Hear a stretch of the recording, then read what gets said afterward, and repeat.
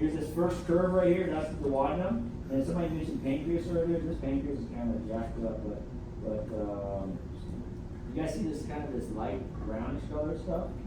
Right? That's the pancreas right there. Right? So it has endocrine function, right? Insulin, glucagon. It also has exocrine functions, bicarbonate, digestive enzymes, and so forth. Okay. Pretty good. Pretty comfortable. And then you guys remember what this giant sac was? But this is the cecum, right? And then you have the large intestines, right? So all this stuff over here comes down to the large intestines. Why is this become larger in herbivores? So it's larger in herbivores because it houses microflora for to break down cellulose and things like that.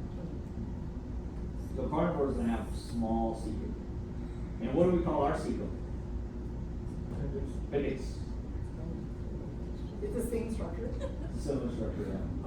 But Yeah. if So you there's want a to be little, appendix, it's also the cecum? Or well, is it there's next a to- little cecum portion, right? It's not really a pouch like this, but then we have the appendix coming off of there. So, are you guys good with the fetal pig?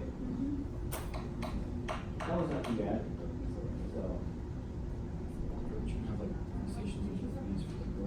yeah. All right, you guys good? And I went long today.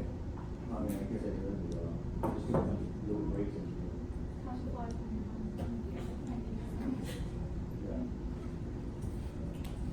Yeah, I'm like, man, I need some more time in this class.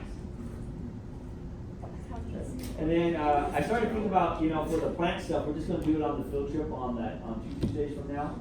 And I'm going to have you guys do like a little little assignment for that. So you guys take a picture, label it, and then you guys don't need to print it up. You guys will just compile it.